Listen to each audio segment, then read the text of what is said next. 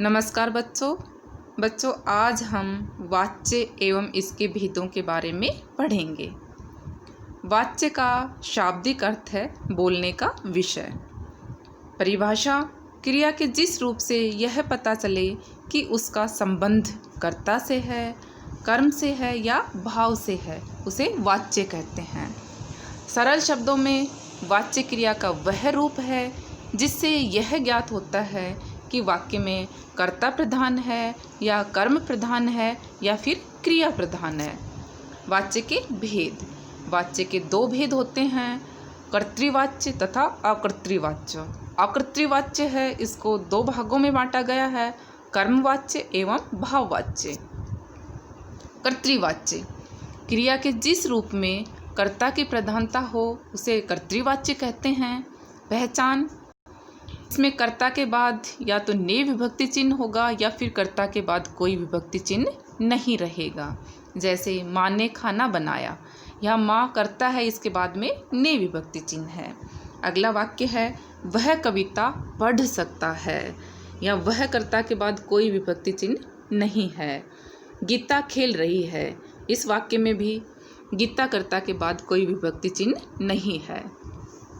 कर्तृवाच्य एक ऐसा वाच्य है जिसमें वाक्य सकर्मक तथा अकर्मक दोनों तरह का हो सकता है। सकर्मक यानी जिसमें कर्म हो, अकर्मक कर्म रहित यानी जिसमें कर्म न हो। जैसे माँ ने खाना बनाया, या खाना शब्द कर्म है। अगला वह कविता पढ़ सकता है, यहाँ भी कविता शब्द है, ये कर्म है।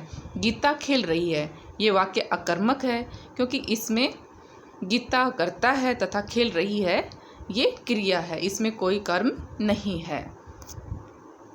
कर्मवाच्य क्रिया के जिस रूप में कर्म की प्रधानता हो उसे कर्मवाच्य कहते हैं।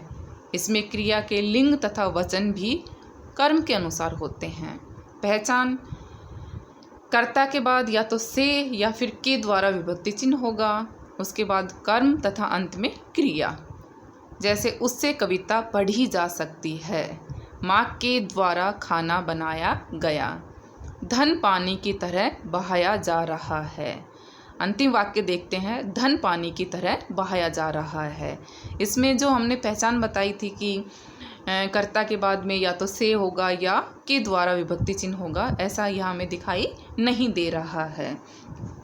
यदि वाक्य यहाँ होता उनके द्वारा धन पानी की तरह बहाया जा रहा है, तब तो हम आसानी से पहचान लेते, लेकिन इस वाक्य में कर्ता अज्ञात है, कर्ता दिया हुआ नहीं है, इसलिए यहाँ से या के द्वारा विभक्ति चिन्ह भी हमें दिखाई नहीं दे रहा है।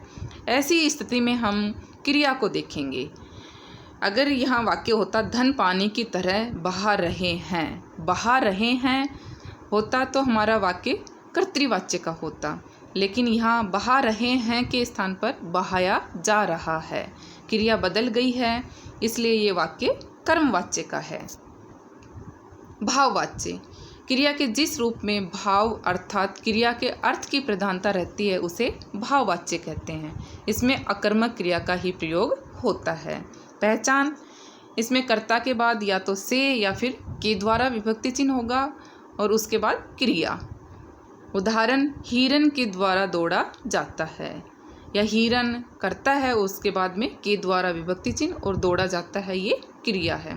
मुझसे अब नहीं चला जाता, इस जगह सारी रात कैसे रहा जाएगा। इस वाक्य को देखते हैं, क्योंकि इस वाक्य में भी कर्ता अज्ञात है, कर्ता दिया हुआ नहीं है, इसलिए यहाँ हम क्रिया को देखकर ही पता करेंगे कि वाक्य कौन से वाच्य का है।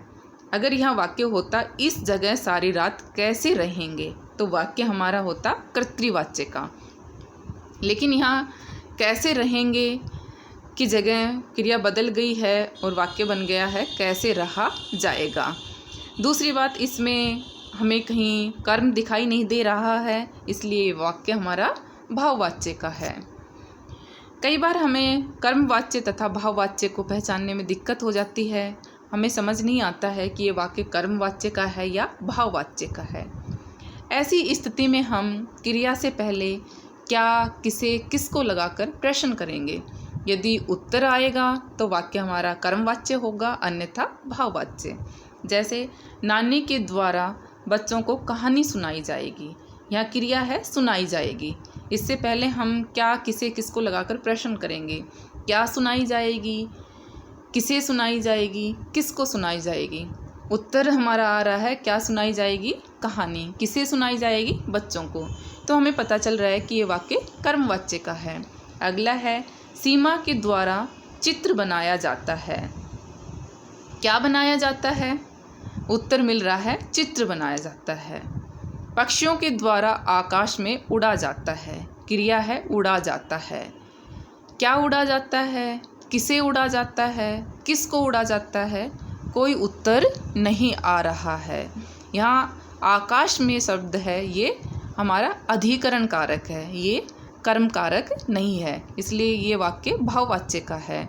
तुम्हारे द्वारा घर पर नहीं रहा जा सकता। क्या नहीं रहा जा सकता, किसे नहीं रहा जा सकता, किसको नहीं रहा जा सकता। यहाँ पर भी हमारा कोई उत्तर नहीं आ रहा है, इसलिए ये वाक्य भाववाच्य है। कर्तृवाच्य से कर्मवाच्य बनाना। कर्तृवाच्य लड़कियों ने देश प्रेम के गीत सुनाए।